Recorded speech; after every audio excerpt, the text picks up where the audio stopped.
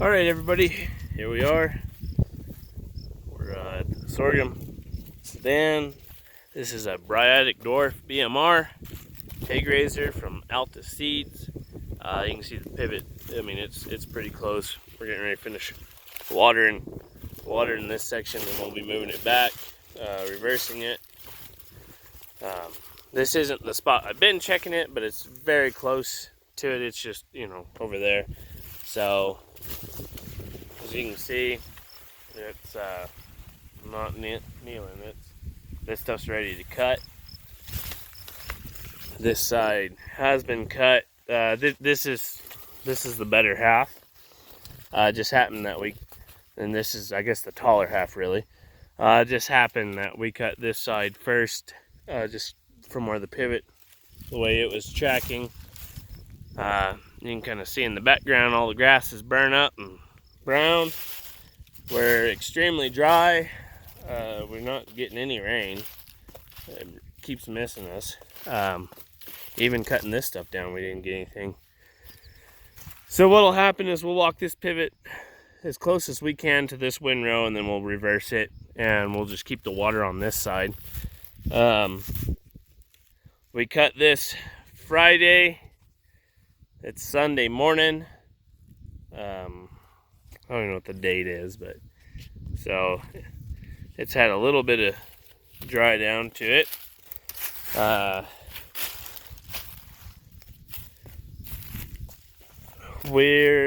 should have had my swath boards out a little wider, but I mean, we're still laying a 4-foot windrow here. We left 6 to 8 inches stubble height on everything. That'll actually help keep this stuff up. I didn't completely open this stuff up because, we had a lot of chances for rain. So I kind of, to retain some color to it in case we did get a big rain, but that didn't happen. So you can see we're still pretty wet down here. The ground, however, isn't wet. We're getting our dry down to there. We got some fantastic conditioning on it. You can see, I mean, that's just, there's nothing left of it. So it will dry down, even on the big stalks. I mean, it's just all cracked out. That'll dry. It'll dry quick. I mean, you can see that. That's great process on that. And there's, if you don't know this, on these newer Massey windrowers, Heston windrowers, they've got hydraulic tension on your conditioner rolls, and I was running it as high as I could, almost in the red. So I think that's about 2,000 psi. I'd have to look at it. And we run it as tight as we can together, so it does is pretty good job. I don't know timeline whether we will have to. I'm hoping I don't have to, but I think I probably will. I'll probably have to bring a rake in here. I'd like this stuff to be dry, ready to bale in 7 days, but I don't know if it will or not. And we'll take that stuff and flip it over with that sidekick rake and finish the drying process if we have to. We'd like to avoid it if we can, because we'll lose the color on the bottom side. And that's, people like green hay, pretty hay. So, but, if it looks like we need to do it, then we'll do it, because we don't want to put up wet hay. We've already had enough of that this year. I don't want to deal with that anymore. We had a very wet spring and lots of humidity, so putting up hay in May was a good challenge this year. You can see kind of this stuff's knocked down here. When I first cut into this, this ground was still wet, and so we're dragging mud under the cutter bar. And actually this side, what happened here, that would have been the other side. I had like a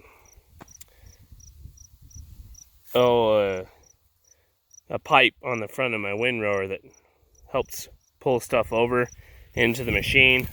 Well, the stuff was catching on the end where I run that diverter, and it was catching, and it was getting cut, but it was building up on there, so it was dragging and just not allowing a good cut here. But we can pick that up when I'm going to go and cut it the other side, so it's not a big deal at all. I mean, you can just see where it was just chewing on it as it was pushing forward, but like you said, not a big deal. The biggest thing, the other reason why we may rake this to help dry it down a little faster is we haven't had any rain.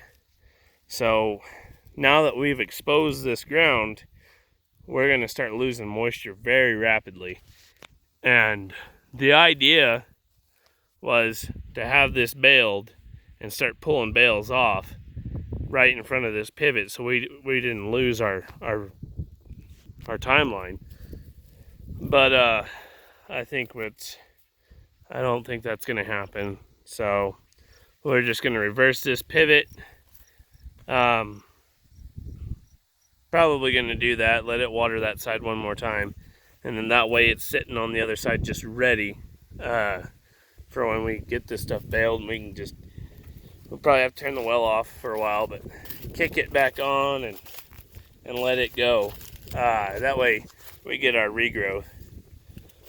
I'm hoping for a minimum of 45 days regrowth on this stuff, but it just depends on when our first frost is, because this hay grazer, you have to cut it before frost, because then if you don't, you get the toxins in it. It'll make it dangerous.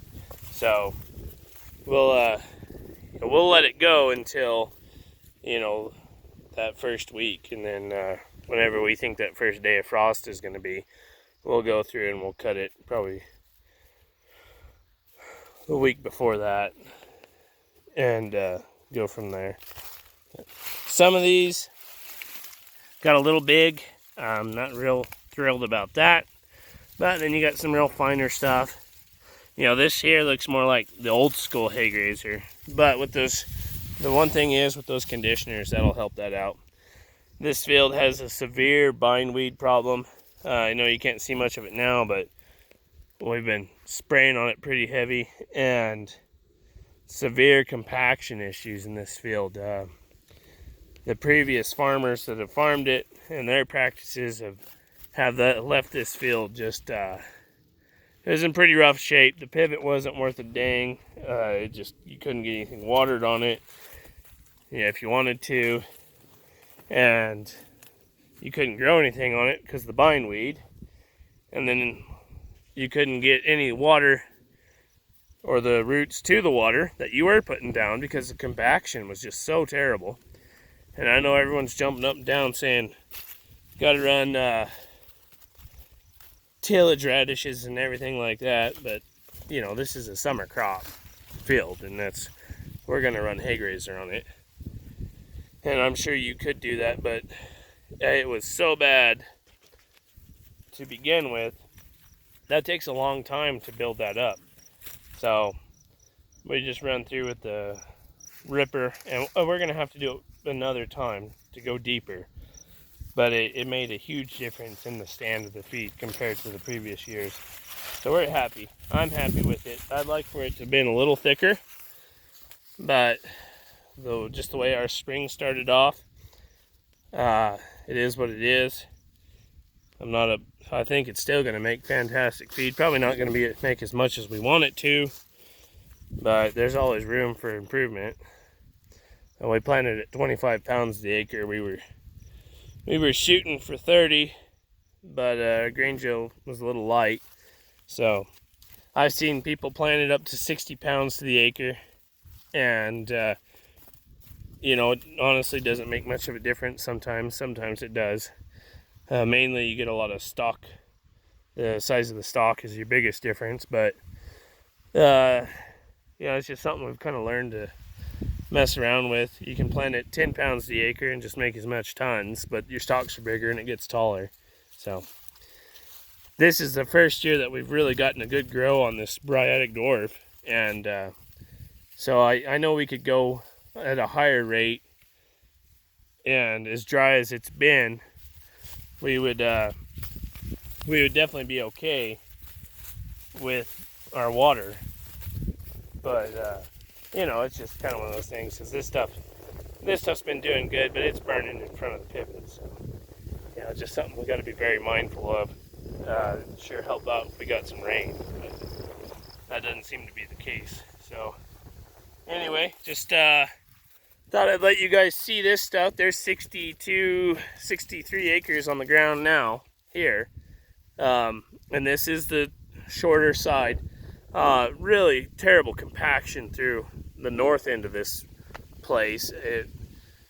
I mean, you can see it when you're going along the dips and everything. And maybe I'll get a video of it while I'm cutting this side, so you guys can really see what I'm talking about. Because you look at this and, well, what are you talking about? There's no problem there, but yeah. So just give you a heads up, kind of show you what we're doing, and see if it's kind of worth doing for some other people. Well, let's go, Dixie.